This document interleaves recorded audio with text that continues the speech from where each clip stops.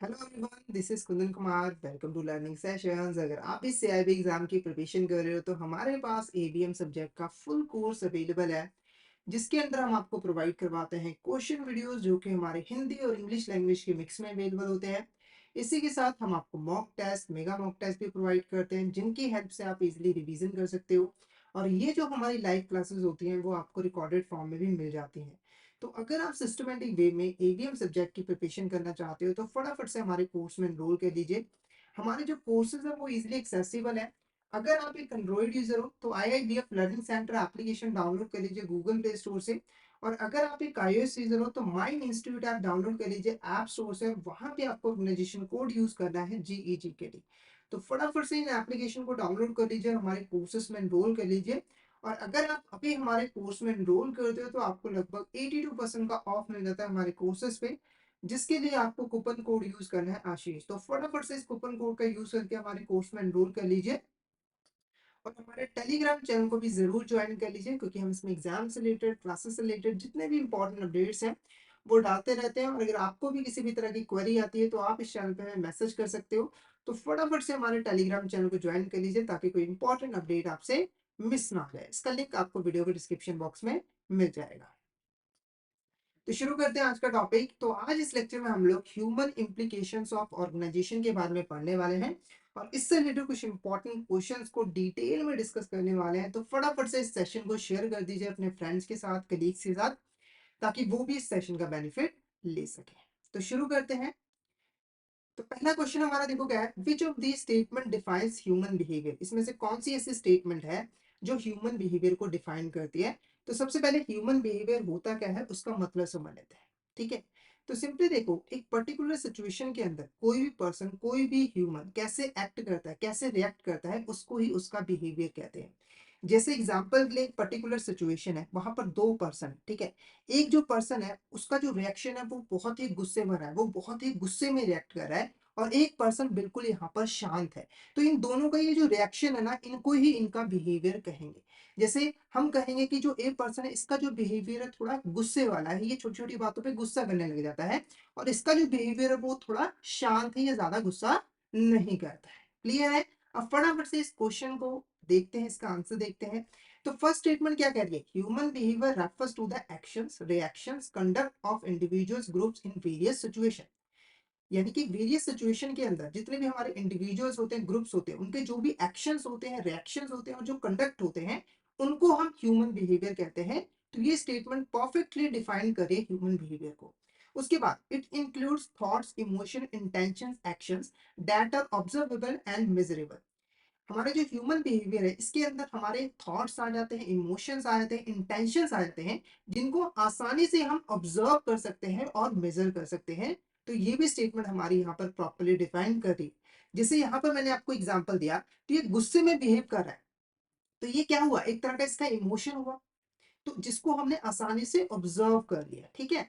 उसके बाद human behaviour is influenced by biological, psychological, social, cultural और एनवायरमेंटल फैक्टर। तो ये भी स्टेटमेंट हमारी बिल्कुल करेक्ट है। तो जो किसी भी पर्सन का जो बिहेवियर वो कैसा होगा, ये मल्टीपल फैक्टर्स के ऊपर जो है वो डिपेंड करता है। तो all of the above is the correct answer. ये सारे के सारी जो स्टेटमेंट्स हैं वो यहाँ पर प्रॉपर्ली डिफाइन करते हैं ह्यूमन बिहेवियर को। तो option D is the correct answer. Next question देखो हमारा क्या है, according to Kurt Lewin, behavior is a function of the person and environment around him. What is the meaning of this statement?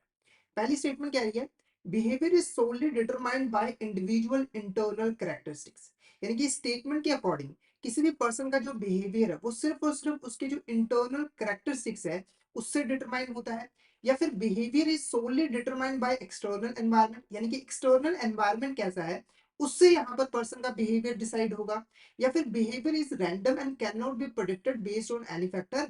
Behaviour क्या है, random होता है, इसको हम प्रिडिक्ट नहीं कर सकते किसी भी फैक्टर को स्टडी करके। या फिर behaviour is influenced by both the individual personal characteristics and external environment. तो इसका जो करेक्ट आंसर है वो ऑप्शन डी है। यानी कि स्टेटमेंट के अकॉर्डिंग किसी भी पर्सन का जो बिहेवियर है वो उसके पर्सनल कैरेक्टरिस्टिक्स और उसके पास का जो एक्सटर्नल एनवायरनमेंट है उससे यहाँ पर डिटरमाइन होता है। यानी कि किसी भी पर्सन के बिहेवियर को बिल्ड होने में उसके पर्सनल कैरेक्टरिस्टिक्स और उसका जो एक्सटर्नल एनवायरनमेंट है वो दोनों ही रिस्पॉन्सिबल होते हैं। तो option D is a correct answer. Next question, understanding and appreciating the importance of individual difference, its impact on human behavior is the most crucial aspect. ठीक है, पहले इस क्वेश्चन को समझो। देखो, किसी भी ऑर्गेनाइजेशन के अंदर जो हमारे ह्यूमंस होते हैं, उनका जो नेचर होता है, उनका जो बिहेवियर होता है, वो अलग अलग होता है, डिफरेंट डिफरेंट होता है। कोई बहुत ज्यादा गुस्से वाला होता है, कोई शांत स्वभाव का होता है। ठीक है, किसी को काम करना बहुत ज्यादा पसंद होता है, किसी को काम करना पसंद नहीं होता है। तो हमारे जो ह्यूमन रिसोर्स मैनेजमेंट वाले होते हैं, उनकी रिस्पॉन्सिबिलिटी होती है कि वो ये जो डाइवर्सिटी है ना, बिहेवियर के अंदर डिफरेंस है, इसको अप्रिशिएट करें, इसको समझे और इसके अकॉर्डिंग अपने फंक्शंस को परफॉर्म करें, पॉलिसीज बनाएं, ताकि हमारी ऑर्गेनाइजेशन की ग्रोथ हो सके। तो ये क्वेश्चन पूछ रहा था कि ये किस चीज का एस्पेक्ट है, तो पता लग ही गया होगा आपको, option C human resource management. तो ह्यूमन रिसोर्स मैनेजमेंट की ये जिम्मेवारी बनती है कि वो यहाँ पर जितने भी इंडिविजुअल डिफरेंस हैं और उनके जो इम्पैक्ट हैं उनके बिहेवियर के ऊपर, उनको स्टडी करें और उनको अप्रिशिएट करें और उसके अकॉर्डिंग अपनी पॉलिसीज वगैरह जो है वो बनाए। ठीक है, जो कि उनके बेनिफिट के लिए हो। उसके बाद देखो, which category of factor includes age, sex, education, abilities, marital status and number of dependents. अब इसका क्या मतलब हुआ?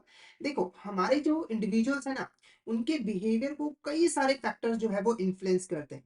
यानी कि किसी पर्सन का बिहेवियर कैसा होगा, वो इन सब फैक्टर्स पे जो है वो डिपेंड करता है, मल्टीपल फैक्टर्स पे डिपेंड करता है। जिसको हम कैटेगराइज करें तो ये हमारे हो जाते हैं personal factors, organisational factors, psychological factors, environmental factors. ठीक है, तो सबसे पहले अगर हम पर्सनल फैक्टर्स की बात करें, तो पर्सनल फैक्टर्स के अंदर एक इंडिविजुअल के जो पर्सनल कैरेक्टरिस्टिक्स होते हैं, जैसे कि उसकी एज क्या है, उसकी एजुकेशन क्या है, एबिलिटी क्या है, मैरिटल स्टेटस क्या है, ठीक है, उसकी फैमिली में कौन कौन है, ये डिसाइड करेगा कि उसका बिहेवियर कैसा होगा। उसके बाद दूसरे फैक्टर्स होते हैं ऑर्गेनाइजेशन फैक्टर। इसके अंदर ना जो जहां पर वो काम कर रहा होता है वो फैक्टर आ जाते हैं। जैसे कि उसको किस तरह का काम मिला हुआ है, वर्किंग कंडीशन कैसी है, उसको सैलरी कितना मिल रहा है, कंपनसेशन कितना मिल रहा है, ठीक है, रिवॉर्ड्स कितने मिल रहे हैं, है ना, ये सारी चीजें इसके अंदर आ जाती हैं। साइकोलॉजिकल फैक्टर्स में हमारा मेंटल लेवल के अंदर आ जाता है, यानी कि कोई इंडिविजुअल जो पर्सन है उसका मेंटल लेवल क्या है, उसका एटीट्यूड क्या है, उसकी वैल्यूज क्या है, ठीक है, काम को लेकर, ऑर्गेनाइजेशन को लेकर, खुद को लेकर, दूसरों को लेकर, वो सारे साइकोलॉजिकल फैक्टर में आ जाते हैं। एनवायरमेंटल फैक्टर के अंदर जो हमारा आसपास एनवायरमेंट हो गया, जैसे हमारी सोसाइटी हो गई, हमारी इकोनॉमी हो गई, इकोनॉमी में एम्प्लॉयमेंट है या फिर अनएम्प्लॉयमेंट है, इन्फ्लेशन है, डिफ्लेशन है, तो ये सारे फैक्टर्स हमारे बिहेवियर को डिफाइन करते हैं। तो ये पूछा था कि कौन सा फैक्टर का जो कैटेगरी है वो यहाँ पर एज, सेक्स, एजुकेशन, एबिलिटी को इंक्लूड करता है। तो option A personal factor is a correct answer. Option A personal factor is a correct answer. Next question देखो, what are the basic assumption about human behaviour at work. जब भी हम एक organisation की बात करते हैं, ठीक है, तो वहां पर क्या बेसिक assumption होती है एक इंडिविजुअल को बिहेवियर को लेकर। यानी कि अगर मान के चलो यहाँ पर एबीसी कंपनी है, वहां पर 100 लोग काम कर रहे हैं, तो आप क्या अज्यूम करके लेके चलोगे कि इन 100 लोगों का कैसा बिहेवियर होगा। पहला, they there are difference between individual. जब जो हमारे इंडिविजुअल्स हैं उनके बिहेवियर में डिफरेंस होगा, उनके थॉट्स में डिफरेंस होगा, उनकी वैल्यूज में डिफरेंस होगा। ठीक है, उसके बाद behaviour of an individual is cost. यानी कि किसी भी पर्सन का जो बिहेवियर है वो ऐसा क्यों है, इसके पीछे के रीजंस होते हैं। मतलब कि अगर मान के चलो कोई भी पर्सन है यहाँ पर, जैसे ए पर्सन है, वो बहुत गुस्से में बिहेव कर रहा है, तो हमेशा उसके पीछे कोई ना कोई रीजन होगा जिसकी वजह से वो इस तरीके से बिहेव कर रहा है। तो ये भी हमारा एक अजम्पशन होता है। तो पहली अजम्पशन क्या है कि जो इंडिविजुअल्स हैं उनके बिहेवियर में डिफरेंस होगा, उनके थॉट्स में डिफरेंस होगा, उनकी वैल्यूज में डिफरेंस होगा। और दूसरा कि जो इंडिविजुअल का बिहेवियर है, ठीक है, उनका बिहेवियर ऐसा होने के पीछे कोई ना कोई रीजन होगा। उसके बाद थर्ड एग्जाम्पशन क्या है, ऑर्गेनाइजेशन और सोशल सिस्टम। जो ऑर्गेनाइजेशन है ना, वो एक सोशल सिस्टम के तरीके से काम करता है, यानी कि वहां पर जो लोग हैं वो आपस में मिलते हैं, रिलेशनशिप बिल्ड करने की कोशिश करते हैं। जैसे हम सोसाइटी में रहते हैं तो हमारी फैमिलीज होती है, हमारे फ्रेंड्स होते हैं, ऐसे ही ऑर्गेनाइजेशन के अंदर भी हम अपने फ्रेंड्स वगैरह जो है वो बनाते हैं, रिलेशनशिप बिल्ड करते हैं अपने कोलीग्स वगैरह के साथ। तो ये भी एक इंपॉर्टेंट assumption होती है। उसके बाद there is a majority of interest among individual. तो ऑर्गेनाइजेशन के अंदर जितने भी इंडिविजुअल्स काम करें, उनका एक कॉमन म्यूचुअल इंटरेस्ट होता है कि उन्हें ऑर्गेनाइजेशन की डेवलपमेंट के लिए, ग्रोथ के लिए काम करना है। तो ये सारे के सारे हमारे अजम्पशंस होते हैं। ठीक है, जब भी आप किसी ऑर्गेनाइजेशन के अंदर लोगों के बिहेवियर को स्टडी करते हैं तो आप ये अजम्पशंस जो है, चार अजम्पशन, इंपॉर्टेंट अजम्पशन जो है वो मानकर चलते हो। ठीक है, इसके अलावा और भी होता है, जैसे हमारे जो इंडिविजुअल्स हैं उनके अंदर डिग्निटी होगी, ये एक इंपॉर्टेंट अजम्पशन होती है। ठीक है, तो ऑप्शन डी हमारा यहाँ पर क्या होगा, करेक्ट आंसर होगा। Option D is the correct answer. Next question देखो, which of the following characteristics is not associated with type A personality. ठीक है, अब ये टाइप ए पर्सनैलिटी है क्या? तो देखो, एक ऑर्गेनाइजेशन के अंदर जितने भी लोग काम कर रहे होते हैं उसको हम दो ग्रुप में डिवाइड कर सकते हैं। पहले ग्रुप में आते हैं टाइप ए, क्या आता है, जाते हैं टाइप ए, और दूसरे ग्रुप में आते हैं हमारे यहाँ पर टाइप बी। जितने भी लोग होंगे या तो वो टाइप ए में आएंगे या फिर टाइप बी में आएंगे। अब ये होते गए, पहले अगर हम बात करें टाइप ए की, टाइप ए में वो लोग आते हैं जो कि काफी कॉम्पिटिटिव होते हैं, यानी कि उनको कंपटीशन पसंद होता है। ठीक है, एक टाइम पे वो मल्टीपल टास्क को परफॉर्म करना पसंद करते हैं, साथ के साथ वो थोड़े इम्पेशेंट होते हैं, यानी कि उनको जल्दी से जल्दी जो है वो सक्सेस चाहिए होती है। जो टाइप बी के लोग होते हैं वो बिल्कुल डिफरेंट होते हैं, ये इजी गोइंग होते हैं, जैसे काम चल रहा है चलने दो, इनको कोई लेना देना नहीं है कि टाइम कितना लग रहा है कितना नहीं लग रहा है, इनको आराम पसंद होता है। इनको आराम पसंद नहीं होता है, इनको होता है कि मैं जल्दी जल्दी काम करूं, मैं अचीवमेंट करूं, नई नई चीजें सीखूं, ठीक है, लाइफ में मैं ग्रोथ करूं।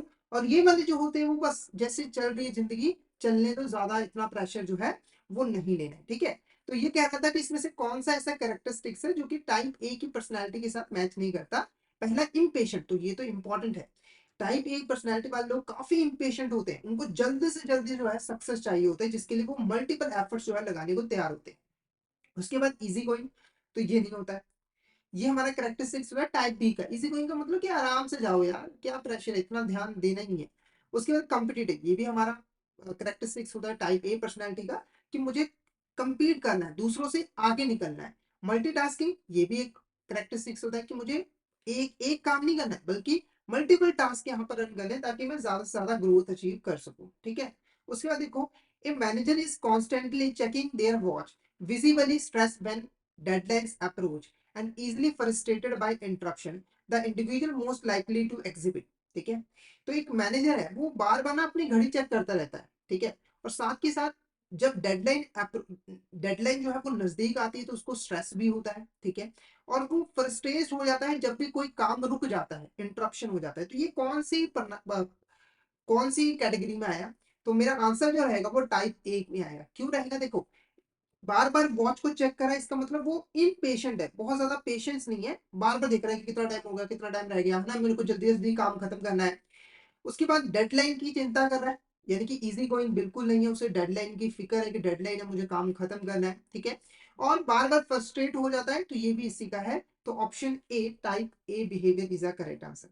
नेक्स्ट क्वेश्चन देखो, dash theory believe that personality structure is primarily founded on unconscious framework, that human behavior and motivation are outcome of psychoanalytical elements। ठीक है, पहले इस क्वेश्चन को समझो, क्वेश्चन क्या कह रहा है। ठीक है, ये क्वेश्चन रिलेटेड है पर्सनैलिटी से रिलेटेड थ्योरी, यानी कि किसी भी पर्सन की जो पर्सनैलिटी है वो कैसे बनती है, उसके पीछे के क्या रीजंस होते हैं, उसके बारे में हमें ये थ्योरी जो है वो बताती है। ठीक है, तो एक ऐसी थ्योरी जो कि कहती है किसी भी पर्सन का जो पर्सनैलिटी है वो मेनली अनकॉन्शियस फ्रेमवर्क के ऊपर डिपेंड करती है।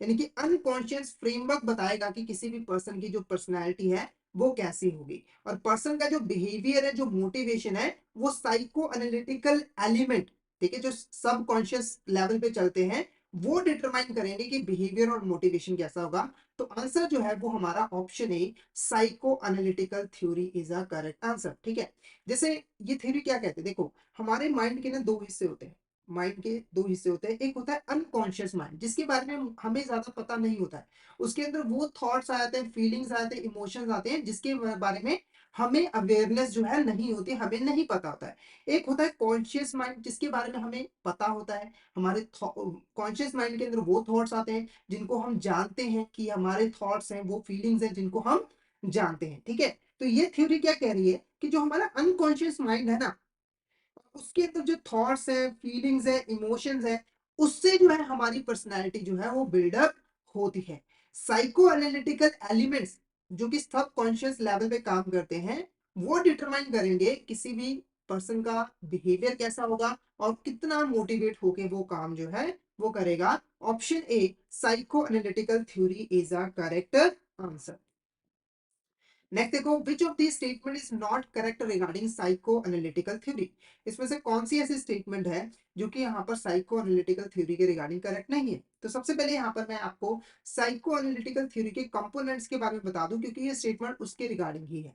साइको एनालिटिकल थ्योरी ने यहाँ पर तीन इंपॉर्टेंट कंपोनेंट है, आईडी, ईगो और सुपर ईगो, और इसकी हेल्प से ही वो डिफाइन करते हैं कि किसी पर्सन की जो पर्सनैलिटी होगी वो कैसी होगी। ठीक है, तो उसी के रिगार्डिंग ये स्टेटमेंट है। तो पहली स्टेटमेंट क्या कह रही है, ID is the foundation of unconscious. It strives the biological pleasures and has animal instincts, aggression, power and domination.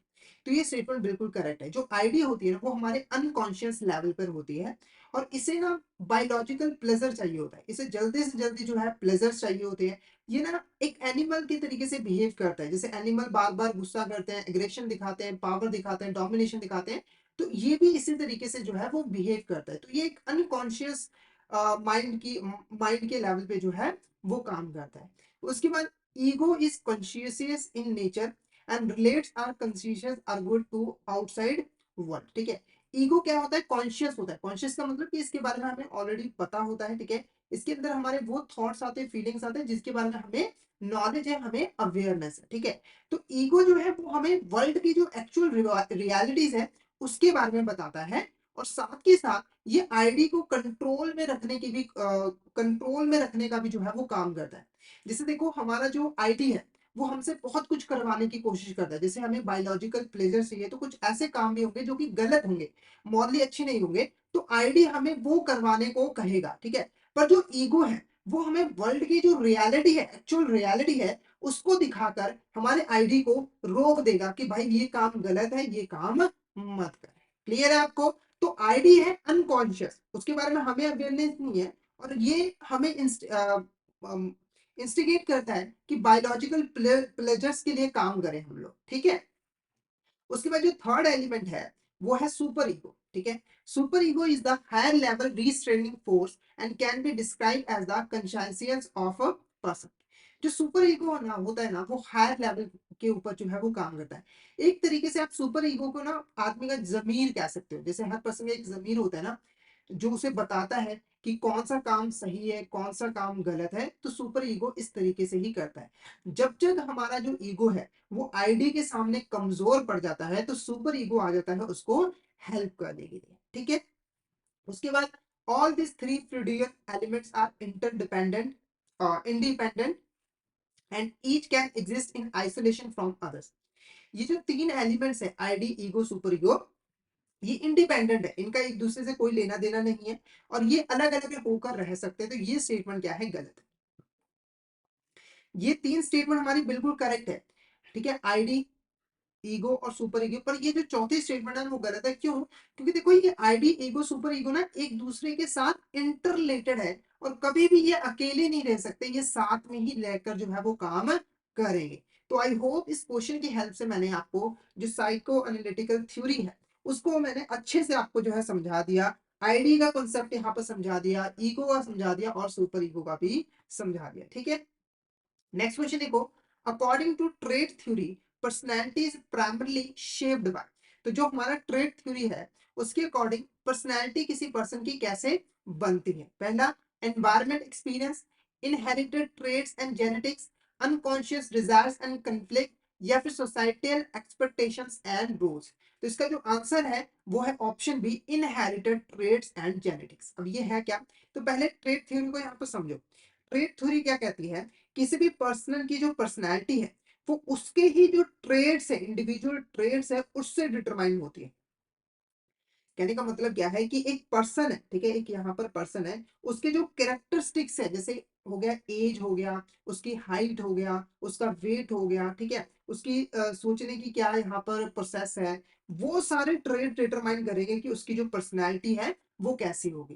कहने का मतलब क्या है कि किसी की पर्सन की जो पर्सनैलिटी है वो खुद वही जो है वो डिटरमाइन करता है, मतलब कि उसके जो ट्रेड्स है वो डिटरमाइन करते हैं, एक्सटर्नल एनवायरनमेंट का ज्यादा इम्पैक्ट नहीं मिलता है। और ये जो ट्रेड्स हैं वो उसको अपनी फैमिली से, अपनी पेरेंट्स से ही यहाँ पर मिलते हैं। तो यहाँ पर क्या लिखा है, इनहेरिटेड ट्रेड्स एंड जेनेटिक्स, ऐसे ट्रेड्स जो उसके अंदर ही होते हैं और उनको अपने जेनेटिक्स से मिलते हैं, वो डिटरमाइन करते हैं पर्सन की पर्सनैलिटी जो है वो कैसी होगी। क्लियर है? तो अगर मैं कंक्लूड करूं तो ट्रेड थ्योरी क्या कह रही है कि जो पर्सनैलिटी है वो पर्सन के ट्रेड से ही यहाँ पर बनती है। इंडिविजुअल जो ट्रेड्स है पर्सन के कैरेक्टरिस्टिक्स है उससे ही उसकी पर्सनैलिटी जो है वो बिल्ड होती है।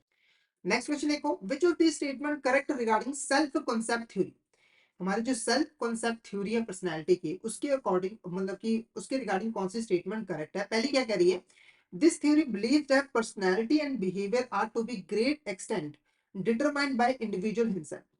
ये थ्योरी कह रही है किसी भी पर्सन की जो पर्सनैलिटी होती है वो पर्सन खुद डिटरमाइन करता है। यानी कि कहने का मतलब क्या है कि एक पर्सन क्या मानता है खुद के बारे में, ठीक है, उससे उसकी पर्सनालिटी जो है सबसे ज्यादा जो है डिटरमाइन होती है। तो ये स्टेटमेंट क्या है, बिल्कुल करेक्ट है। इस थ्योरी के according we have a image of our own and our action would be consistent with that image. इस थ्योरी के अकॉर्डिंग हमारे माइंड के अंदर हमारी एक इमेज होती है और हम उस इमेज के अकॉर्डिंग ही अपने एक्शंस लेते हैं, अपने फंक्शंस को परफॉर्म करते हैं। तो ये भी स्टेटमेंट क्या है, बिल्कुल करेक्ट है। जैसे अगर कोई पर्सन मानता है कि मैं एक अच्छा पर्सन हूं तो वो उसी के तरीके से बिहेव करता है, अच्छे काम करने की कोशिश करता है और बुरी आदतों से बचता है, ठीक है। उसके बाद his self image is integral of how he views himself and his perception of how others view him. ये जो सेल्फ इमेज है ये पर्सन को बताती है कि वो अपने बारे में क्या सोचता है और दूसरे उसके बारे में क्या सोचते हैं उसके बारे में बताता है। तो all of the above is the correct answer. ये सारी की सारी जो स्टेटमेंट है वो सेल्फ कॉन्सेप्ट थ्योरी के रिगार्डिंग हमारी बिल्कुल करेक्ट है। तो option D is the correct answer. Next देखो हमारा क्या है, modern employers encourage diversity at workplace. There are three prominent traditional HR approaches for managing diversity name. ठीक है, तो सबसे पहले डाइवर्सिटी एट वर्क प्लेस का मतलब यहाँ पर समझ लो कि ये क्या होता है। तो सिंपली देखो, एक ऑर्गेनाइजेशन के अंदर आप देखोगे कि जो लोग काम कर रहे होते हैं वो डिफरेंट डिफरेंट कल्चर से, डिफरेंट डिफरेंट जगह से जो है वो बिलोंग करते हैं। और इसी चीज को हम क्या कहते हैं, डाइवर्सिटी कहते हैं। जैसे एग्जांपल के अगर मान के चलो अ, किसी ऑर्गेनाइजेशन के अंदर 100 लोग काम कर रहे हैं और वो हमारे अलग अलग जो 28 29 राज्य है, जितने भी हमारे देश के यहाँ पर राज्य हैं वहां से आए हैं काम करने के लिए, ठीक है। कोई पंजाब से आया है, कोई हरियाणा से आया है, ठीक है। तो वो क्या हुआ, हमारा डाइवर्सिटी कहलाया, ठीक है। और आजकल जो हमारे मॉडर्न एम्प्लॉयर्स होते हैं ना वो डाइवर्सिटी को इनकरेज करते हैं, यानी कि वो चाहते हैं कि हमारी ऑर्गेनाइजेशन के अंदर जो लोग हैं वो डिफरेंट डिफरेंट रीजन से आए, डिफरेंट डिफरेंट स्टेट से आए, ठीक है, डिफरेंट डिफरेंट कल्चर से आए, ताकि हमारी ऑर्गेनाइजेशन के अंदर जो स्किल्स है और जो टैलेंट है वो यहाँ पर इंक्रीज हो सके। तो इस डाइवर्सिटी को मैनेज करना बहुत ज्यादा जरूरी होता है। तो यहाँ पर तीन ट्रेडिशनल एचआर अप्रोचेस होते हैं जिनका यूज करके हम डाइवर्सिटी को मैनेज करते हैं। तो क्वेश्चन पूछ रहा है कि ये तीन अप्रोचेस कौन से हैं। पहला है डाइवर्सिटी इनलार्जमेंट, दूसरा है डाइवर्सिटी सेंसिटिविटी, तीसरा है डाइवर्सिटी रोटेशन या फिर कल्चरल ऑडिट्स। तो फटाफट से यहां पर बता दें इसका आंसर क्या होगा। तो इसका आंसर होगा हमारा फर्स्ट, सेकंड एंड फोर्थ। तो option C is the correct answer. तो तीन इंपॉर्टेंट मेथड्स कौन से हैं, एक है डाइवर्सिटी इनलार्जमेंट है और एक डाइवर्सिटी सेंसिटिविटी है और एक है कल्चरल ऑडिट, ठीक है। डाइवर्सिटी इनलार्जमेंट के अंदर क्या करते हैं, हम ऑर्गेनाइजेशन के अंदर जो हमारी डाइवर्सिटी होती है ना उसको इंक्रीज करते हैं। यानी कि हम डिफरेंट डिफरेंट स्टेट से, डिफरेंट डिफरेंट लोकेशन से, डिफरेंट डिफरेंट कल्चर के जो लोग हैं उनको अपनी ऑर्गेनाइजेशन में लेकर आते हैं ताकि डाइवर्सिटी जो है वो इंक्रीज हो सके, ठीक है, और उनको हम प्रॉपरली मैनेज कर सके, उसका बेनिफिट हमें हो सके, ठीक है। डाइवर्सिटी सेंसिटिविटी के अंदर क्या होता है कि जो हमारी एग्जिस्टिंग डाइवर्सिटी होती है उसके बारे में हम एम्प्लॉयज को बताते हैं और सिखाते हैं। यानी कि इस समय हमारे ऑर्गेनाइजेशन के अंदर कितने लोग हैं, किस किस कल्चर से आते हैं, किस किस लोकेशन से आते हैं, उसके बारे में हम सभी इंप्लॉयज को ट्रेनिंग प्रोवाइड करते हैं ताकि वो एक दूसरे के कल्चर को समझ सके। तो ये जो मेथड है वो क्या कह रहा है, डाइवर्सिटी को इंक्रीज करो। और दूसरा मेथड कह रहा है कि डाइवर्सिटी जो ऑलरेडी है उसे अच्छे तरीके से समझ लो, ठीक है। उसके बाद जो थर्ड है वो है कल्चरल ऑडिट। कल्चरल ऑडिट के अंदर हम देखते हैं कि जो हमारे नॉन ट्रेडिशनल इंप्लॉयज हैं उनको क्या क्या दिक्कतें यहाँ पर जो है वो आ रही हैं इस डाइवर्सिटी की वजह से, फिर उसको हम यहाँ पे जो है वो सॉल्व करते हैं। तो ये तीन इंपॉर्टेंट मेथड्स हैं डाइवर्सिटी को मैनेज करने के लिए वर्क प्लेस के अंदर। नेक्स्ट क्वेश्चन देखो, which of this statement is correct regarding traditional HR approach for managing diversity.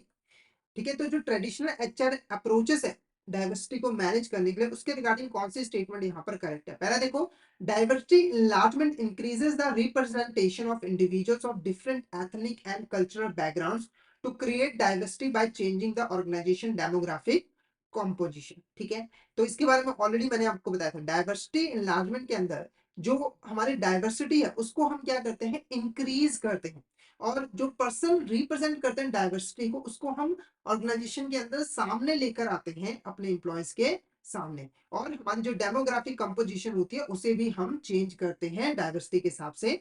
तो ये हमारा क्या है, बिल्कुल करेक्ट है। उसके बाद diversity sensitivity approach acknowledges the existing cultural distance and attempts to teach individual members about cultural difference via training. तो जो डाइवर्सिटी सेंसिटिविटी अप्रोच है वो एग्जिस्टिंग कल्चर डिस्टेंस को, यानी कि जो डाइवर्सिटी है, एग्जिस्टिंग कल्चर डाइवर्सिटी है, उसको एक्नॉलेज करती है, और उसके बारे में हमारे जो इंडिविजुअल मेंबर्स हैं उसको सिखाती है ट्रेनिंग के through. Cultural audit generally try to determine what is blocking the progress of non traditional employees. मतलब कल्चरल ऑडिट जनरली हमें बताती है कि जो नॉन ट्रेडिशनल एम्प्लॉयज हैं उनको क्या चीजें ब्लॉक कर रही है ग्रोथ करने में। ठीक है, तो ये भी हमारा क्या है, करेक्ट है। तो all of the above is the correct answer. तो ये सभी स्टेटमेंट जो है वो हमारी बिल्कुल करेक्ट है, all of the above is the correct answer. Next question देखो, which of this statement is not correct regarding the motivation. इसमें से कौन से ऐसे स्टेटमेंट है जो कि करेक्ट नहीं है रिगार्डिंग द मोटिवेशन। तो सबसे पहले मोटिवेशन का मतलब समझो कि मोटिवेशन बेसिकली है क्या। अगर मैं सिंपल भाषा में कहूं तो मोटिवेशन एक ऐसी एनर्जी है, एक ऐसी एनर्जी है जो कि हमें किसी पर्टिकुलर टास्क को परफॉर्म करने में हेल्प करती है, किसी पर्टिकुलर गोल को अचीव करने में हेल्प करती है। जैसे एग्जाम्पल के मान के चलो, एक पर्सन था, ठीक है, वो रोज आता था 8 घंटे यहाँ पर जो है वो काम करता था, ठीक है, और 100 यूनिट्स जो है वो प्रोड्यूस करता था। हमने क्या किया, इसको बोला कि अगर आप 200 यूनिट्स यहाँ पर प्रोड्यूस करोगे तो आपको जो सैलरी है आपकी वो हम डबल कर देंगे। ठीक है, तो जैसे ही उसको ये मिली, ये बात पता लगी, तो उसने मोटिवेट होके अपना काम जो है वो करना शुरू कर दिया। तो ये एक तरह का क्या है, इसको हमने मोटिवेशन जो है वो प्रोवाइड किया ताकि वो अपने टास्क को अच्छे तरीके से कर सके। ठीक है, तो पहली स्टेटमेंट क्या कह रही है, motivation is the process that initiate guides and maintains goal oriented behaviour. Motivation एक ऐसी प्रोसेस है जिसके थ्रू हम एक गोल ओरिएंटेड बिहेवियर, यानी कि गोल को अचीव करने वाले बिहेवियर को इनिशिएट करते हैं, गाइड करते हैं और मेंटेन करके रखते हैं जब तक कि गोल हमारा मिल नहीं जाता। तो ये स्टेटमेंट बिल्कुल करेक्ट है। उसके बाद, motivation involve the biological, emotional, social, cognitive forces that activate behaviour. जो मोटिवेशन है ना, इसके अंदर हमारे बायोलॉजिकल, इमोशनल और सोशल और कॉग्निटिव फोर्सेस आ जाते हैं जो कि किसी पर्सन को मोटिवेट करते हैं। तो ये भी स्टेटमेंट क्या है, करेक्ट है। Motivation is a process beginning from inner state. जो मोटिवेशन है वो हमारे अंदर से आती है और एंडिंग विद नीड फुलफिल। जैसे ही हमारी नीड फुलफिल हो जाती है तो वो मोटिवेशन खत्म हो जाती है। तो ये भी स्टेटमेंट क्या है, करेक्ट है। जैसे अगर मान के चलो एक पर्टिकुलर टास्क था, उसको आप अचीव करना चाहते थे, उसको पूरा करना चाहते थे, तो आपके अंदर से आ रहा है कि मैं उसको अचीव करूंगा, अचीव करूंगा, अचीव करूंगा। जैसे ही वो अचीव हो जाएगा तो उसको उस काम को करने की जो मोटिवेशन थी वो आपकी खत्म हो जाएगी। ठीक है, तो none of the above is the correct answer, क्योंकि ये सभी की सभी जो स्टेटमेंट है वो मोटिवेशन के रिगार्डिंग बिल्कुल करेक्ट है, कोई भी यहाँ पर स्टेटमेंट रॉन्ग नहीं है। नेक्स्ट क्वेश्चन देखो, dash is a type of motivation comes from within which is driven by internal rewards such as personal satisfaction, enjoyment, sense of accomplishment। ठीक है, इस क्वेश्चन को समझो, क्वेश्चन क्या क्या रहा है। तो देखो, जो मोटिवेशन होता है ना वो दो तरह के होते हैं। अगर हम मोटिवेशन को पार्ट्स में डिवाइड करना चाहें तो वो दो तरह के, एक है इंट्रिंसिक मोटिवेशन और एक होता है एक्सट्रिंसिक मोटिवेशन। इंट्रिंसिक मोटिवेशन वो होता है जो हमारे अंदर से आता है, यानी कि बाहर से कोई पर्सन हमें मोटिवेट नहीं कर रहा, हमारे अंदर से आ रहा है कि हमें कोई पर्टिकुलर टास्क, कोई गोल को अचीव करना है। जैसे अगर मान के चलो किसी पर्सन को गाना बजाना अच्छा लगता है, मतलब कि सिंगिंग करना अच्छा लगता है, गिटार बजाना अच्छा लगता है, तो उसके अंदर से मोटिवेशन आ रहा है कि मुझे गिटार बजाना है क्योंकि मुझे अच्छा लगता है। तो ये क्या है, इंट्रिंसिक मोटिवेशन है। एक्सट्रिंसिक मोटिवेशन क्या होता है, जब हम किसी पर्सन को बाहर से मोटिवेट करते हैं। जैसे एग्जाम्पल के लिए, मैंने एक पर्सन था, वो 100 यूनिट्स प्रोड्यूस करता था, उसको मैंने डबल सैलरी का लालच दिया, तो मैंने मोटिवेट किया, पर जो मोटिवेशन उसके अंदर से नहीं आया, मैंने बाहर से उसको मोटिवेशन दिया, तो वो हमारा एक्सट्रिंसिक मोटिवेशन कहलाता है। क्वेश्चन पूछ रहा था एक ऐसी टाइप की मोटिवेशन जो कि हमारे अंदर से आता है, विद इन आता है, और ये हम ठीक है, अंदर से आता है और इससे हमें पर्सनल सेटिस्फेक्शन मिलता है, एंजॉयमेंट मिलती है, सेंस ऑफ अकम्प्लिशमेंट मिलता है। तो option A, intrinsic motivation is a correct answer. Intrinsic motivation is a correct answer.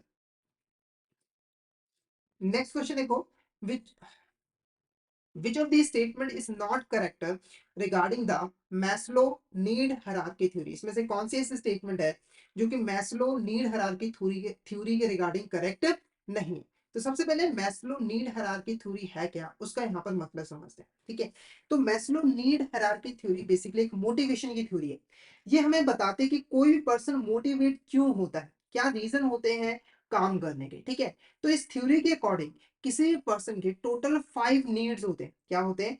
5 needs होते हैं जिनको पूरा करने के लिए वो मोटिवेट होके जो है वो काम करता है। और ये जो नीड्स होते हैं इसको हम एक हायरार्की में जो है वो अरेंज कर सकते हैं। वो हायरार्की क्या है?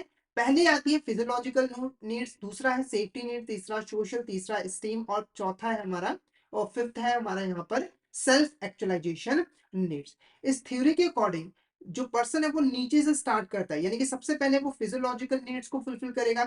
जैसे ये फुलफिल हो जाएगी वो सेफ्टी नीड्स को फुलफिल करेगा, और जैसे ही फुलफिल हो जाएगी ये सोशल नीड्स को यहाँ पे जो है वो फुलफिल करेगा। यानी कि एक तो दो चीजें हैं, एक तो ये कि वो हायरार्की में नीड्स को फुलफिल करेगा। ऐसा नहीं हुआ कि उसने पहले ये वाली नीड फुलफिल कर ली उसके बाद ये वाली कर ली, ऐसा बिल्कुल नहीं। पहले वो ये फुलफिल करेगा फिर उसके बाद ये वाला जो है वो फुलफिल करेगा। और जब तक उसकी एक नीड्स फुलफिल नहीं हो जाती वो दूसरी नीड पर जो है मूव नहीं करेगा। ठीक है, अब ये पांचों नीड्स है क्या उसके बारे में थोड़ा सा जान लेते हैं, क्योंकि नेक्स्ट क्वेश्चन हमारे इसी की बेस पर है। पहली जो नीड्स होती है वो क्या होती है? Physiological needs. ये बेसिकली हमारी बेसिक नीड्स होती है जो कि हमारे सर्वाइवल के लिए जरूरी होती है। जैसे एग्जांपल के लिए रोटी कपड़ा मकान। हमें अगर लाइफ में जीना है, ठीक है, तो उसके लिए रोटी कपड़ा मकान की जरूरत है, ये तो चाहिए ही चाहिए। तो हर पर्सन पहले इस नीड्स को फुलफिल करता है। उसके बाद दूसरी नीड आती है सेफ्टी नीड। जैसे ही हमारी फिजियोलॉजिकल नीड्स फुलफिल हो जाती है, सेफ्टी नीड्स के अंदर हम अपनी सेफ्टी चाहते हैं। फाइनेंशियल सिक्योरिटी हो गया, फिजिकल सिक्योरिटी हो गया। ठीक है, जैसे एक पर्सन ने रोटी कपड़ा मकान कमा लिया, अब क्या कर रहा है? वो सेविंग्स कर रहा है। क्यों कर रहा है? ताकि फ्यूचर में अगर कोई बीमारी वगैरह हो, उसे इमरजेंसी फंड्स की रिक्वायरमेंट हो, तो उस पैसे को वो यूज कर सके। इंश्योरेंस पॉलिसी ले रहा है, तो वो हमारा सेफ्टी नीड्स के अंदर आया कि वो अपने आप को प्रोटेक्ट करके रखना चाहता है। ठीक है, एक एक सुरक्षित एनवायरनमेंट के अंदर रहना चाहता है, एक सुरक्षित कंट्री के अंदर जो है वो रहना चाहता है, एक अच्छे सोसाइटी के अंदर रहना चाहता है। उसके बाद है सोशल नीड्स। सोशल नीड्स के अंदर क्या है कि वो सोसाइटी के अंदर रहना चाहता है। देखो, कोई भी पर्सन वो अकेला नहीं रह सकता, उसकी कुछ नीड्स होती है, उसे कुछ दोस्त चाहिए होती है, उसको भी फैमिली बनानी होती है ना? तो सोशल नीड्स के अंदर वो रिलेशनशिप बिल्ड करता है, दोस्त बनाता है, फैमिली बनाता है, सोसाइटी के अंदर रहता है। ठीक है, उसके बाद नेक्स्ट क्या है? Steam need. स्टीम नीड के अंदर क्या है कि पर्सन अपना एक स्टेटस बनाना चाहता है। देखो, हर पर्सन का ये चाहत होती है कि सोसाइटी के अंदर लोग उसकी रिस्पेक्ट करें, उनका एक स्टेटस हो, उसकी लोग इज्जत करें। जब वो गली में चले तो लोग खड़े होकर देखें, भाई ये पर्सन जा रहा है यार, इसने ये अचीव किया हुआ है। तो ये सारा स्टीम नीड्स के अंदर आ जाता है, जब हम कुछ लाइफ में अपना एक स्टेटस बिल्ड करना चाहते हैं, अप्रिसिएशन चाहते हैं, रिकॉग्निशन चाहते हैं कि हमें भी लोग पहचाने। ठीक है, उसके बाद होता है सेल्फ एक्चुअलाइजेशन नीड। यहाँ पर आके हम पर्सनल ग्रोथ के बारे में बात करते हैं, यानी कि हम धरती पे क्यों आए हैं, हम क्या करने आए थे, हमें किस चीज में अच्छा लगता है ना? उन चीजों पे हम फोकस जो है वो करने लग जाते हैं। जैसे अगर कोई पर्सन मान लो उसको पेंटिंग पसंद थी, तो वो पेंटिंग जो है वो करने लग जाता है ताकि उसे अपनी ग्रोथ जो है वो कर सके, खुश रह सके। ठीक है, तो इस हायरार्की के अंदर वो इन नीड्स को जो है वो फुलफिल करता है। क्लियर है आपको? अब क्वेश्चन का आंसर देख लेते हैं, तो आई होप इसका जो मीनिंग है वो अच्छे से आपको क्लियर हो गया होगा। क्वेश्चन क्या कह रहा है? It is a psychological theory that seeks to explain human motivation and behaviour. तो ये ह्यूमन मोटिवेशन और बिहेवियर को डिफाइन करता है, तो ये बिल्कुल ठीक है। उसके बाद it proposes that people are driven to a full of series of needs which arrange in a hierarchical structure. तो ये बोल रहा है कि जो लोग हैं वो एक सीरीज ऑफ नीड्स को फुलफिल करने के लिए काम करते हैं, मोटिवेट होते हैं, और जिनको हम हायरार्किकल स्ट्रक्चर में अरेंज कर सकते हैं। तो भी स्टेटमेंट करेक्ट है। उसके बाद lower level physical needs must be satisfied before going to higher level needs. यानी कि सबसे पहले हमारी जो लोअर लेवल नीड्स है उसका फुलफिल होना जरूरी है जब हम हायर लेवल नीड्स के ऊपर जाते हैं। तो ये भी स्टेटमेंट क्या है हमारी करेक्ट है। तो none of the above is the correct answer, क्योंकि ये सारी के सारी स्टेटमेंट जो है वो मास्लो नीड हायरार्की थ्योरी के रिगार्डिंग करेक्ट है। नेक्स्ट क्वेश्चन देखो, which category in Maslow hierarchy of need include the need for shelter, food, water and warm. तो सिंपली कौन सी ऐसी नीड्स है जिसके अंदर शेल्टर, फूड और वाटर और वार्मथ आ जाते हैं? Safety needs, physiological needs, love and belonging needs, या फिर सेल्फ एक्चुअलाइजेशन नीड। तो आंसर क्या रहेगा? Option B, physiological need is a correct answer. ये क्या है? हमारी कुछ बेसिक नीड्स है जो कि हमारे सर्वाइवल के लिए जरूरी होती है, रोटी पकड़ा कपड़ा मकान। तो physiological needs is a correct answer. Next question, what is the highest level in Maslow hierarchy of needs involving self fulfillment, personal growth and reaching one's full potential? कौन सी ऐसी नीड है जिसके अंदर जो पर्सन है वो सेल्फ फुलफिलमेंट को अचीव करना चाहता है, पर्सनल ग्रोथ करना चाहता है और अपने फुल पोटेंशियल पे पहुंचना चाहता है? पहला esteem need, safety need, self actualization needs, या फिर लव एंड बिलोंगिंग नीड्स। तो option C, self actualization need is a correct answer. Option A, self actualization need is a correct answer. Next question देखो हमारा, what is hygiene factor in Herzberg two factor theory? जो Herzberg की to factor theory है उसके अंदर hygiene factor क्या होता है? तो सबसे पहले हसबर्ग टू फैक्टर थ्योरी के यहाँ पर मतलब समझ लेते हैं। तो सिंपली देखो, इस थ्योरी के अकॉर्डिंग एक ऑर्गेनाइजेशन के अंदर जितने भी फैक्टर्स होते हैं जो कि किसी पर्सन को मोटिवेट या फिर डीमोटिवेट करते हैं, उसको हम दो कैटेगरी में डिवाइड जो है वो कर सकते हैं। पहला जो फैक्टर होता है वो होता है हाइजीन फैक्टर, और दूसरा होता है हमारे यहाँ पर मोटिवेट फैक्टर। तो ये जो क्वेश्चन है वो हाइजीन फैक्टर से रिलेटेड है। हाइजीन फैक्टर क्या होता है? तो सिंपली देखो, ऐसे एलिमेंट्स, ऐसे फैक्टर जो कि किसी पर्सन को डायरेक्टली मोटिवेट तो नहीं करते, पर अगर वो एब्सेंट हो तो वो पर्सन को डीमोटिवेट जरूर कर देते हैं, उनको डिससेटिस्फेक्शन जो है वो जरूर क्रिएट कर देते हैं। जैसे एग्जांपल पे यहाँ पर देखो, एक पर्सन है, उसने एक जॉब ज्वाइन की, ठीक है? एक पर्सन है यहाँ पर, उसने जॉब ज्वाइन की जिसकी जो मंथली सैलरी है वो यहाँ पर कितनी है? 50,000 रुपए है, ठीक है? ये नॉर्मल स्टेट है, यहाँ पर ये पर्सन मोटिवेटेड नहीं है, नॉर्मल आया है, ठीक है? जॉब अपनी यहाँ पर जो है वो कर रहा है, ठीक है?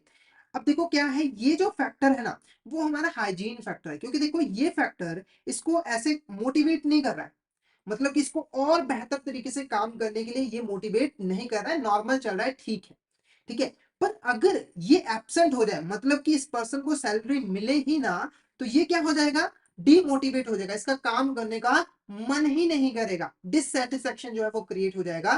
तो इस फैक्टर को हम हाइजीन फैक्टर कहते हैं। ऐसे एलिमेंट जो कि डायरेक्टली किसी पर्सन को मोटिवेट तो नहीं करते, पर अगर ये एब्सेंट हो जाए, तो मतलब कि ना रहे, तो इसकी वजह से पर्सन डीमोटिवेट हो जाता है, डिससेटिस्फाई हो जाता है अपनी जॉब से। क्लियर है? मीनिंग आपको क्लियर हो गया होगा। अब फटाफट से आप इसका आंसर यहाँ पे जो है वो कर दीजिए। तो पहला ऑप्शन क्या कह रहा है? These are elements in work environment when absent or inadequate can cause dissatisfaction among employee। ये ऐसे एलिमेंट्स होते हैं वर्क एनवायरनमेंट के अंदर जो कि अगर एब्सेंट हो या फिर इनएडिक्यूट हो तो वो एम्प्लॉयज के अंदर डिससेटिस्फेक्शन को क्रिएट करते हैं, यानी कि उनको डीमोटिवेट करते हैं। तो ये स्टेटमेंट बिल्कुल करेक्ट है। उसके बाद, these are factor that directly contribute to job satisfaction and motivation. ये वो फैक्टर्स होते हैं जो कि डायरेक्टली जॉब सेटिस्फैक्शन को इंक्रीज करते हैं और लोगों को मोटिवेट करते हैं और बेहतर तरीके से काम करने में। तो ये गलत है, क्योंकि ये डेफिनेशन है हमारी मोटिवेटर फैक्टर की। उसके बाद क्या है? They are associated with content of work itself and intrinsic rewards, में रिवॉर्ड्स मिलते हैं। तो ऐसा बिल्कुल नहीं है।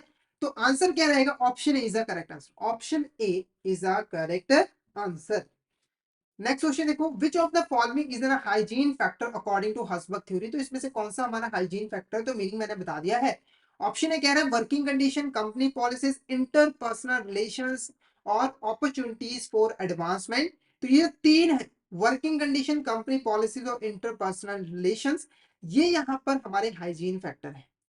तो हमारा जो आंसर रहेगा वो ऑप्शन डी रहेगा। कैसे रहेगा? देखो, ये तीनों की तीनों होने चाहिए। वर्किंग कंडीशन अच्छे होना चाहिए, नॉर्मल। कंपनी पॉलिसीज अच्छी होनी चाहिए, फेयर होनी चाहिए, नॉर्मल है। इंटरपर्सनल रिलेशनशिप भी होने चाहिए, किसी पर्सन के साथ दोस्ती वगैरह होनी चाहिए।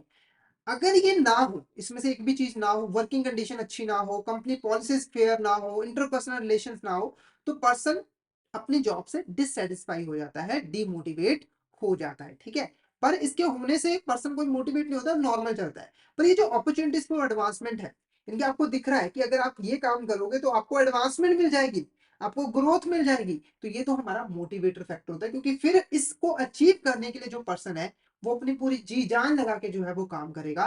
तो ये हमारा मोटिवेटर फैक्टर होता है। तो option D is the correct answer. Next question, which of the following is not a motivator factor according to Herzberg theory. तो इसमें से कौन सा ऐसा है जो मोटिवेटर फैक्टर नहीं है? पहला, achievement, recognition, responsibility and supervision. तो option D, option D is the correct answer. बाकी ये जो तीन है ये हमारे इंपॉर्टेंट मोटिवेटर फैक्टर होते हैं। कैसे देखते हैं कि ये मोटिवेट करते हैं? पहला देखो, अचीवमेंट। जब किसी पर्सन को कोई चीज अचीव होती है तो क्या वो मोटिवेट होता है कि नहीं? अगर मान के चलो एक गोल था आपका कि आपको यहाँ पर 20 लाख सेल्स को यहाँ पर अचीव करना है, ठीक है? तो जैसे आपने उसे अचीव कर लिया तो आपका जो मोटिवेशन है वो इंक्रीज हो जाएगा, और नेक्स्ट टाइम आप और मेहनत करोगे और बड़े गोल को अचीव करने में। जब भी अचीव करते हो आप किसी भी गोल को, तो आपका जो मोटिवेशन है वो इंक्रीज होता है, आपका कॉन्फिडेंस इंक्रीज होता है, और आप मोटिवेट होकर काम करने लग जाते हो। रिकॉग्निशन का मतलब है जब आपको कोई अप्रिसिएशन दे, यानी कि आपको रिकॉग्नाइज किया जाए। जैसे आपने यहाँ पर सेल्स 20 लाख की कराई, तो सबके सामने बुलाकर आपके लिए तालियां बजवाई गई कि भाई इसने इतनी अच्छी सेल्स अचीव की है। तो जब रिकॉग्निशन की जाती है तब भी बंदा मोटिवेट होता है। रिस्पॉन्सिबिलिटी, जब आपको रिस्पॉन्सिबिलिटी दे दी जाए, जैसे आपको मैनेजर बना दिया जाए, भाई ये ब्रांच है ना, ये पूरी की पूरी आपने ही देखनी है, ठीक है?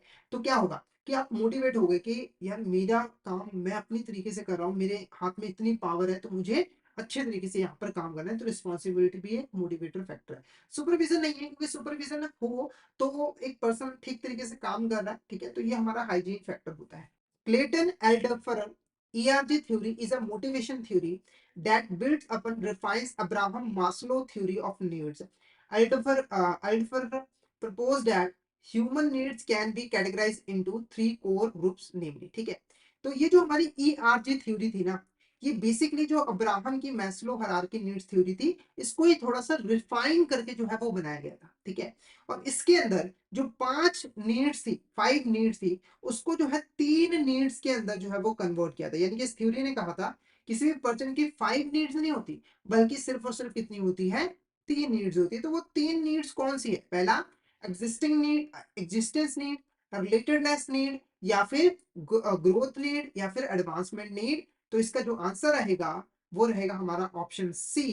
क्यों ऑप्शन सी? क्योंकि एग्जिस्टिंग नीड्स, रिलेटेड नीड्स और ग्रोथ नीड्स, ये 3 इंपॉर्टेंट यहाँ पर नीड्स इस थ्योरी के अंदर जो है वो शो की गई थी। हालांकि इस थ्योरी के अंदर जो बात की गई नीड्स है वो सेम मैस्लो की जैसे ही। जैसे देखो, ये एग्जिस्टिंग नीड्स क्या करता है, हमारी जो फिजियोलॉजिकल नीड्स है प्लस हमारी जो सेफ्टी नीड्स है उनको एक साथ काउंट करता है। यानी कि इन 2 नीड्स को बनाकर एक नीड बना गया है एग्जिस्टिंग नीड। तो सेम बात है। उसके बाद रिलेटेड नीड्स के अंदर हमारी जो सोसाइटी की नीड्स थी, लव एंड बिलोंगिंग वाली नीड थी, और जो स्टीम नीड थी, उसको ऐड कर दिया गया था, एक बना दिया गया। और ग्रोथ नीड के अंदर हमारी सेल्फ एक्चुअलाइजेशन नीड जो है वो आ गई थी, ठीक है? अब आप पूछोगे सर इसमें डिफरेंस क्या हुआ? फिर पहला डिफरेंस तो ये है कि जो नीड्स की गिनती है उसे कम करके 3 कर देगा। दूसरा, ये जो थ्योरी है वो कहती है कि यहाँ पर नीड्स की कोई हायरार्की नहीं होती है। मतलब कि पर्सन जो है वो कभी भी कोई भी नीड को जो है वो फुलफिल कर सकता है। यानी कि वो पहले इस नीड को भी फुलफिल कर सकता है, या फिर पहले वो इसको भी कर सकता है, या फिर वो पहले इसको कर सकता है। और या ऐसा भी हो सकता है कि वो एक साथ एग्जिस्टिंग और रिलेटेड एंड नीड दोनों को जो है वो फुलफिल कर रहा हो। तो ये बेसिक यहाँ पर हमारा डिफरेंस होता है मैस्लो थ्योरी से। नेक्स्ट क्वेश्चन देखो, Vroom expectancy theory developed by Victor H Vroom in 1960। It is a prominent psychological theory of motivation. It posits that individuals are motivated to exert effort back. Vroom expectancy theory को जो है Victor H Vroom ने 1960 में जो है introduce किया था। और इस थ्योरी के अकॉर्डिंग एक इंडिविजुअल कब मोटिवेट होके काम करता है, एफर्ट लगाता है? पहला, they believe that their efforts will result in successful performance. जब पर्सन ये मानता है कि वो जो एफर्ट लगा रहे हैं वो एफर्ट जो है वो सक्सेसफुल हो जाएंगे और उनका जो गोल है वो अचीव हो जाएगा, तब वो मोटिवेट होके काम करते हैं। या फिर they are offered a significant financial reward, जब उनको फाइनेंशियल रिवॉर्ड प्रोवाइड किया जाता है। या फिर they are praise for their effort regardless of the outcome, यानी कि जब पर्सन ने जो एफर्ट्स लगाए होते हैं उसके लिए उनको प्रेज किया जाता है, चाहे वो सक्सेसफुल हुए ना हुए कोई बात नहीं, बस ये देखा गया कि इस पर्सन ने एफर्ट लगाया था और उससे उनकी प्रेज की जा रही है, तब वो काम करता है। या फिर they have strong relationship with the manager. तो इसका जो आंसर रहेगा वो ऑप्शन ए रहेगा। यानी कि इस थ्योरी के अकॉर्डिंग कोई भी पर्सन तभी काम करता है मोटिवेट होके, जब उसे अपने सक्सेसफुल होने के चांसेस दिख रहे होते हैं। यानी कि जब कोई पर्सन कोई एफर्ट लगा रहा है और उसे लगता है कि जो एफर्ट है वो सक्सेसफुल हो जाएंगे, उसका गोल अचीव हो जाएगा, तभी वो मोटिवेट होके काम जो है वो करेगा। ठीक है, तो option A is a correct answer. Next question देखो, which of these is a key component of Vroom expectancy theory. इसमें से हमारा कौन सा यहाँ पर की कंपोनेंट होता है वरूम एक्सपेक्टेंसी थ्योरी का? पहला है एक्सपेक्टेंसी, दूसरा है इंस्ट्रूमेंटेलिटी, तीसरा है वैलेंस या फिर रिलेटेडनेस। तो इसका जो आंसर रहेगा वो ऑप्शन डी रहेगा। ये तीन इंपॉर्टेंट कंपोनेंट्स होते हैं हमारे वरूम एक्सपेक्टेंसी थ्योरी के। अब ये कंपोनेंट हमें क्या बताते हैं, ठीक है, इससे हमें क्या पता लगता है मोटिवेशन के बारे में? तो पहला जो कंपोनेंट है वो है एक्सपेक्टेंसी। एक्सपेक्टेंसी बताता है कि कोई पर्सन तभी काम करता है जब वो एक्सपेक्ट कर रहा है कि वो जो एफर्ट लगाएगा वो सही हो जाएंगे और उसका जो गोल है वो अचीव हो जाएगा। ठीक है, अगर किसी पर्सन की जो एक्सपेक्टेंसी है वो हाई है, इसका मतलब क्या है कि उसे अपने काम में बहुत ज्यादा कॉन्फिडेंस है, उसे पक्का विश्वास है कि उसका काम जो है वो सक्सेसफुल हो जाएगा। तो एक्सपेक्टेंसी का मतलब है कि आप अपने काम से क्या एक्सपेक्ट कर रहे हो, वो सक्सेसफुल होगा या फिर नहीं होगा। ठीक है, उसके बाद है इंस्ट्रूमेंटेलिटी। इंस्ट्रूमेंटेलिटी हमें बताता है कि कोई भी पर्सन इसलिए काम करता है क्योंकि उसे लगता है कि जब वो अपने काम को खत्म कर लेगा, यानी कि वो सक्सेसफुल हो जाएगा, तो उसे एक रिवॉर्ड मिलेगा। क्या मिलेगा? यहाँ पर एक रिवॉर्ड मिलेगा, यानी कि हर पर्सन एक रिवॉर्ड के लिए जो है वो काम करता है। बैलेंस जो है वो कंपोनेंट ये बताता है कि जब हम अपने काम को कर लेंगे तो जो हमें रिवॉर्ड मिलेगा ना, वो हमारे लिए इंपॉर्टेंट होगा, हमारे लिए जरूरी होगा। क्लियर है? तो एक्सपेक्टेंसी बताता है कि पर्सन कोई भी काम तभी करता है अगर उस काम के सफल होने के चांसेस उसे दिख रहे होते हैं। ठीक है, इंस्ट्रूमेंटली कहता है कि पर्सन काम इसलिए करता है कि सफल होने के बाद उसको रिवॉर्ड मिलेगा। और बैलेंस हमें बताता है कि जो रिवॉर्ड है वो पर्सन के लिए इंपॉर्टेंट होना चाहिए। अगर किसी पर्सन का जो रिवॉर्ड मिलेगा वो इंपॉर्टेंट नहीं है, उसके लिए इतनी इंपॉर्टेंट नहीं रखता, तो वो मोटिवेट होकर काम जो है वो नहीं करेगा। नेक्स्ट है instrumentality in Vroom expectancy theory refers to. तो ये मैंने अभी आपको यहाँ पर इसके बारे में बताया था, तो फटाफट से इसका आंसर बता दीजिएगा। तो ऑप्शन ये कह रहा है believe that effort will lead to successful performance. तो इंस्ट्रूमेंटेलिटी एक बिलीफ है कि जो हम एफर्ट लगा रहे हैं वो सही हो जाएंगे और हमें सफलता मिल जाएगी। या फिर perception that successful performance will be rewarded. हमें लगता है कि सक्सेसफुल परफॉर्मेंस से हमें रिवॉर्ड मिलेगा। ठीक है, या फिर value placed on anticipated rewards, all of the above. तो आंसर क्या रहेगा? Option B is a correct answer. क्या है? Option B is a correct answer. Next question देखो, according to self determination theory what are the three fundamental psychological needs essential for intrinsic motivation. तो जो हमारी self determination theory है इसके according तीन fundamental psychological needs होती है जो कि किसी भी पर्सन के लिए जरूरी होती है इंट्रिंसिक मोटिवेशन को क्रिएट करने के लिए। कौन कौन सी है? Isolation, indifference, detachment, autonomy, competence, relatedness, autocracy, obedience या फिर authority, dependence, conformity and resistance. तो फटाफट से इसका आंसर बता दिए, इसका आंसर क्या होगा? कौन सी तीन ऐसी साइकोलॉजिकल नीड्स है जो कि इसेंशियल है इंट्रिंसिक मोटिवेशन को क्रिएट करने के लिए? तो आंसर क्या रहेगा? Option B. Option B is the correct answer, autonomy, competence and relatedness. अब ये है क्या? ऑटोनॉमी का देखो मतलब क्या है, देखो कोई भी पर्सन के अंदर से मोटिवेशन तब आता है काम करने का जब उसको हम फ्रीडम प्रोवाइड करते हैं। हर पर्सन अपने तरीके से अपना काम जो है वो करना चाहता है, ज्यादा रोक टोक वो पसंद नहीं करता। तो जब आप ऑटोनॉमी प्रोवाइड करते हो ना, तो अंदर से मोटिवेशन आता है काम को करने का। उसके बाद क्या है? कॉम्पिटेंस। कॉम्पिटेंस का मतलब है कि आप किसी काम को करने के लिए सक्षम हो। यानी कि अगर कोई काम है, जैसे अकाउंटेंसी का काम है, ठीक है, तो उसके लिए जो स्किल्स चाहिए वो आपके अंदर है, जिससे आप उस काम को आसानी से कर पाते हो। जब कोई पर्सन कॉम्पिटेंट होता है तो उसके अंदर से मोटिवेशन आता है काम करने का। उसके बाद रिलेटेडनेस का मतलब है कि वो रिलेशनशिप बिल्ड करना चाहता है सोसाइटी के अंदर, अपने जो एम्प्लॉय कुलीग्स हैं उनके साथ यहाँ पर रिलेशनशिप जो है वो बिल्ड करना चाहता है। तो ये तीन नीड्स इंट्रिंसिक मोटिवेशन को क्रिएट करने में इसेंशियल होती हैं। Next question, which of the following is not considered motivator for employees at work, इसमें से कौन सा ऐसा फैक्टर है जो कि एक मोटिवेटर नहीं होता है एम्प्लॉयज को मोटिवेट करने में वर्क के ऊपर?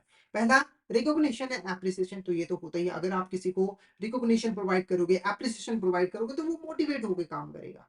Challenging and creative work task, ठीक है। तो देखो, जब किसी पर्सन को आप चैलेंजिंग और क्रिएटिव टास्क देते हो, तो दो तरह के लोग होते हैं। एक तो वो होते हैं जो कि इसको झंझट मानते हैं, इससे दूर भागते हैं। एक होते हैं कि इसको चैलेंज के तरीके से लेते हैं और कहते हैं कि मुझे टास्क मिला है तो मुझे इसे कंप्लीट करना ही है, जितना मर्जी डिफिकल्ट हो मैं इसको करूंगा ही करूंगा। तो मोटिवेट होता है, चैलेंजिंग और क्रिएटिव टास्क से मोटिवेट होते हैं। Feeling unimportant and under value, अगर कोई एम्प्लॉय को हम फील करवा रहे हैं कि वो अनइम्पॉर्टेंट है, यार तुम्हारी बात की कोई वैल्यू नहीं है, जाओ, या फिर अंडर वैल्यूड है, तो वो मोटिवेशन नहीं है, ये फैक्टर मोटिवेशन का नहीं है।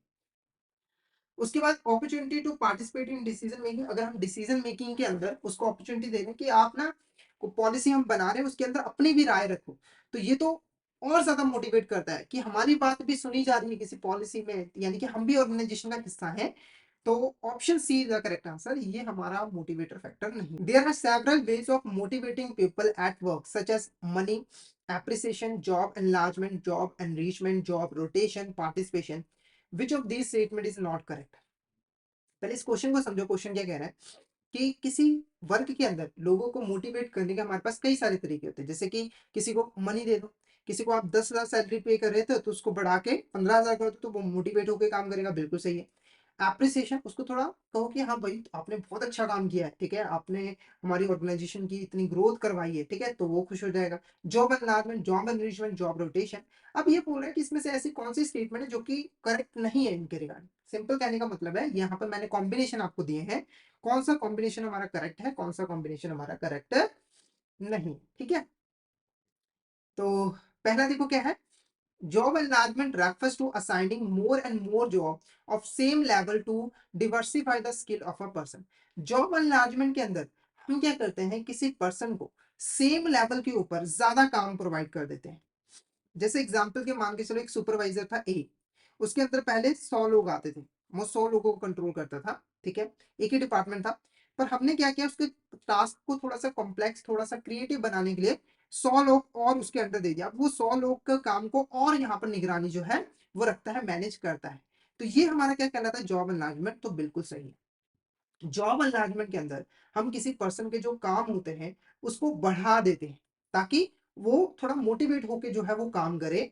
पर जो उसका लेवल होता है वो सेम होता है, यानी कि ये जो सुपरवाइजर है तो ये सुपरवाइजरी है, ये इसका लेवल इंक्रीज नहीं हुआ है, इसकी रिस्पॉन्सिबिलिटी जरूर इंक्रीज हो गई है, पर वो उसी लेवल के ऊपर इंक्रीज हुई है, इसको कोई हायर अथॉरिटी नहीं मिली है। उसके बाद job enrichment, job enrichment a job is enrich when exciting, challenging, creative and involving high responsibility. Job enrichment के अंदर क्या होता है कि हम क्या करते हैं, किसी पर्सन के जो टास्क होते हैं उसको बढ़ा देते हैं, उसको इंक्रीज कर देते हैं, साथ के साथ उसका जो लेवल होता है वो भी इंक्रीज कर देते हैं। जैसे ये सुपरवाइजर था, हमने क्या किया, इसके टास्क को इंक्रीज कर दिया और इसको मैनेजर बना दिया। क्या बना दिया, मैनेजर बना दिया। अब इसके टास्क थोड़े से कॉम्प्लेक्स हो गए हैं, इसको हायर स्किल्स की जरूरत है। तो ये हमारा क्या कहलाता है, जॉब एनरिचमेंट। जॉब एनलार्जमेंट और जॉब एनरिचमेंट के बीच में डिफरेंस क्या होता है, जॉब एनलार्जमेंट के ऊपर आप किसी पर्सन के काम को बढ़ा रहे हो, एक काम कर रहे हैं, दो कर दिया, तीन कर दिया, चार कर दिया, पर सेम लेवल के ऊपर। जॉब एनरिचमेंट के अंदर भी आप काम को ही बढ़ा रहे हो, डबल कर रहे हो, ट्रिपल कर रहे हो, पर लेवल चेंज कर रहे हो, लेवल को आप इंक्रीज कर रहे हो, ठीक है। उसके बाद job rotation, job rotation shifting an employee from one job to another with different functionality to keep his interest in job intact. तो ये भी करेक्ट है। जॉब रोटेशन के अंदर आप पर्सन को रोटेट करते हो, किसी को पहले देखो सेल्स डिपार्टमेंट में था, फिर उसको मार्केटिंग में भेज दिया, फिर उसको यहाँ पर प्रोडक्शन में भेज दिया, ठीक है, ताकि उसकी स्किल्स भी इंक्रीज हो, थोड़ा सा वो मोटिवेट होकर काम भी करे। तो ये भी करेक्ट है। उसके बाद participation of the employee in the management of organization keeps the employee demotivated. अगर आप और एक मैनेजमेंट के अंदर एम्प्लॉयज की पार्टिसिपेशन करवाते हो तो वो डीमोटिवेट हो जाते हैं, तो ये गलत है। क्या है, गलत है, क्योंकि ऑलरेडी मैंने अभी आपको इसके बारे में बताया था कि अगर किसी एम्प्लॉय को आप मैनेजमेंट के अंदर पार्टिसिपेट करवाते हो, कोई पॉलिसी बन रही है और उनकी भी राय पूछी जा रही है, तो वो मोटिवेट होकर जो है वो काम करते हैं। तो option D is the correct answer, ये हमारा करेक्ट नहीं है, ठीक है। उसके बाद नेक्स्ट देखो, which of this statement defines role in organization. एक ऑर्गेनाइजेशन के अंदर रोल क्या होता है, तो अगर हम पहले रोल का मतलब यहाँ पर समझे, सिंपल सा मतलब, ज्यादा टेक्निकल लैंग्वेज में नहीं जाएंगे, किसी भी ऑर्गेनाइजेशन के अंदर कोई भी जो जॉब पोजीशन है, ठीक है, उससे हम क्या एक्सपेक्ट कर रहे हैं कि वो हमें क्या करके दे, उसकी क्या रिस्पॉन्सिबिलिटीज है, उसी को हम क्या कहते हैं, रोल कहते हैं। जैसे एग्जांपल के लिए एक पर्सन है, वो अकाउंटेंट है, उसकी जॉब पोजीशन क्या है कि वो एक अकाउंटेंट है, तो उसकी कुछ रिस्पॉन्सिबिलिटीज है कि उसे फाइनेंशियल रिकॉर्ड्स मेंटेन करके रखने हैं, फाइनेंशियल स्टेटमेंट्स बनानी है। तो वही उसका क्या होता है, यहाँ पर रोल होता है। ठीक है, अब यहाँ पर कौन से स्टेटमेंट डिफाइन करिए। पहला, role is a set of expectation, responsibilities and behaviour associated with a particular position और stated within a organisation.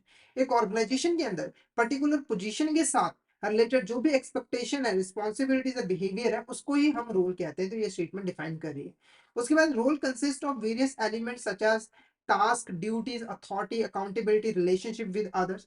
तो रोल के अंदर ये सारी की सारी जो चीजें हैं वो आ जाती है, तो ये भी करेक्ट है। उसके बाद role are not static, they can evolve over the time based on organization needs, individual capabilities, changes in the external environment.